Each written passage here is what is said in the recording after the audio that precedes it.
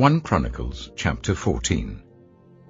Now Hiram, king of Tyre, sent messengers to David, along with cedar logs, stonemasons, and carpenters, to build a palace for him. And David knew that the Lord had established him as king over Israel, and that his kingdom had been highly exalted for the sake of his people Israel. In Jerusalem, David took more wives, and became the father of more sons and daughters. These are the names of the children born to him there: Shammua, Shobab, Nathan, Solomon, Ibhar, Elishua, Elpelet, Noga, Nepheg, Japhiah, Elishama, Beliada, and Eliphalet. When the Philistines heard that David had been anointed king over all Israel, they went up in full force to search for him. But David heard about it and went out to meet them. Now the Philistines had come and raided the valley of Rephaim. So David inquired of God, "Shall I go and attack the Philistines? Will you deliver them into my hands?" The Lord answered him, "Go, I will deliver them into your hands." So David and his men went up to Baal Perazim, and there he defeated them. He said, "As waters break out, God has broken out against my enemies by my hand." So that place was called Baal Perazim. The Philistines had abandoned their gods there, and David gave orders to burn them in the fire. Once more the Philistines raided the valley. So David inquired of God again, and God answered him, "Do not go directly after them, but circle round them and attack them in front of the poplar trees. As soon as you hear the sound of marching in the tops of the poplar trees, move out to battle, because that will mean God has gone out in front of you to strike the Philistine army." So David did as God commanded him, and they struck down the Philistine army all the way from Gibeon to Gezer. So David's fame spread throughout every land, and the Lord made all the nations fear him. 1 Chronicles chapter 15. After David had constructed buildings for himself in the city of David, he prepared a place for the ark of God and pitched a tent for it. Then David said, "No one but the Levites may carry the ark of God, because the Lord chose them to carry the ark of the Lord and to minister before him forever." David assembled all Israel in Jerusalem to bring up the ark of the Lord to the place he had prepared for it. He called together the descendants of Aaron and the Levites. From the descendants of Kohath, Uriel, the leader, and 120 relatives. From the descendants of Merari, Isaiah, the leader, and 220 relatives.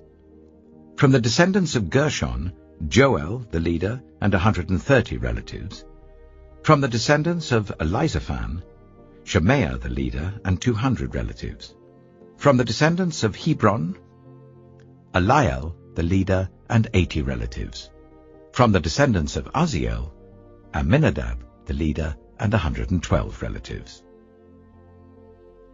Then David summoned Zadok and Abiathar the priests, and Uriel and Isaiah, Joel, Shemaiah, Eliel, and Aminadab, the Levites.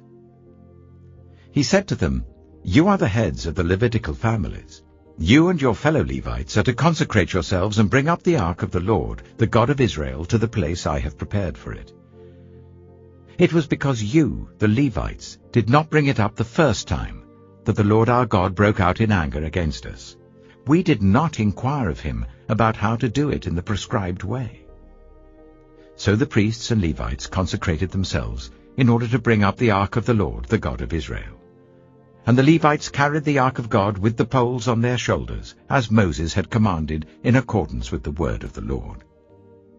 David told the leaders of the Levites to appoint their fellow Levites as musicians, to make a joyful sound with musical instruments, lyres, harps, and cymbals. So the Levites appointed Heman, son of Joel. From his relatives, Asaph, son of Berechiah, and from their relatives, the Merarites, Ethan, son of Cushiah, and with them their relatives next in rank, Zechariah, Jahaziel, Shemiramoth, Jehiel, Unni, Eliab, Benaiah, Maaseiah, Mattithiah, Eliphelehu, Micniah, Obed-Edom, and Jeiel, the gatekeepers. The musicians, Heman, Asaph, and Ethan, were to sound the bronze cymbals. Zechariah, Jaasiel, Shemiramoth, Jehiel, Unni, Eliab, Maaseiah, and Benaiah were to play the lyres according to Alamoth. And Mattithiah, Eliphelehu, Micniah, Obed-Edom, Jeiel, and Azaziah were to play the harps, directing according to Sheminith. Kenaniah, the head Levite, was in charge of the singing. That was his responsibility because he was skillful at it. Berechiah and Elkanah were to be doorkeepers for the ark. Shebaniah, Joshaphat, Nathanael, Amasai, Zechariah, Benaiah, and Eliezer, the priests, were to blow trumpets before the ark of God. Obed-Edom and Jehiel were also to be doorkeepers for the ark. So David and the elders of Israel and the commanders of units of 1,000 went to bring up the ark of the covenant of the Lord from the house of Obed-Edom with rejoicing. Because God had helped the Levites who were carrying the ark of the covenant of the Lord, 7 bulls and 7 rams were sacrificed. Now David was clothed in a robe of fine linen, as were all the Levites who were carrying the ark, and as were the musicians, and Kenaniah who was in charge of the singing of the choirs. David also wore a linen ephod. So all Israel brought up the ark of the covenant of the Lord with shouts, with the sounding of ram's horns and trumpets, and of cymbals, and the playing of lyres and harps. As the ark of the covenant of the Lord was entering the city of David, Michal, daughter of Saul, watched from a window. And when she saw King David dancing and celebrating, she despised him in her heart.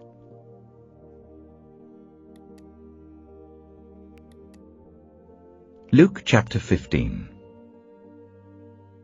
Now the tax collectors and sinners were all gathering around to hear Jesus. But the Pharisees and the teachers of the law muttered, "This man welcomes sinners and eats with them." Then Jesus told them this parable. Suppose one of you has 100 sheep and loses one of them. Doesn't he leave the 99 in the open country and go after the lost sheep until he finds it? And when he finds it, he joyfully puts it on his shoulders and goes home. Then he calls his friends and neighbors together and says, "Rejoice with me, I found my lost sheep." I tell you that in the same way, there will be more rejoicing in heaven over one sinner who repents than over 99 righteous people who do not need to repent. Or suppose a woman has 10 silver coins and loses one. Doesn't she light a lamp, sweep the house, and search carefully until she finds it? And when she finds it, she calls her friends and neighbors together and says, "Rejoice with me, I've found my lost coin." In the same way, I tell you, there is rejoicing in the presence of the angels of God over one sinner who repents. Jesus continued, There was a man who had 2 sons. The younger one said to his father, "Father, give me my share of the estate." So he divided his property between them. Not long after that, the younger son got together all he had, set off for a distant country, and there squandered his wealth in wild living. After he had spent everything, there was a severe famine in that whole country, and he began to be in need. So he went and hired himself out to a citizen of that country, who sent him to his fields to feed pigs. He longed to fill his stomach with the pods that the pigs were eating, but no one gave him anything. When he came to his senses, he said, "How many of my father's hired servants have food to spare? And here I am, starving to death. I will set out and go back to my father and say to him, 'Father, I have sinned against heaven and against you. I am no longer worthy to be called your son. Make me like one of your hired servants.' So he got up and went to his father. But while he was still a long way off, his father saw him and was filled with compassion for him. he ran to his son, threw his arms around him and kissed him. The son said to him, "Father, I have sinned against heaven and against you. I am no longer worthy to be called your son." But the father said to his servants, "Quick, bring the best robe and put it on him. Put a ring on his finger and sandals on his feet. Bring the fattened calf and kill it. Let's have a feast and celebrate. For this son of mine was dead and is alive again. He was lost and is found." So they began to celebrate. Meanwhile, the older son was in the field. When he came near the house, he heard music and dancing. So he called one of the servants and asked him what was going on. "Your brother has come," he replied, "and your father has killed the fattened calf, because he has him back safe and sound." The older brother became angry and refused to go in.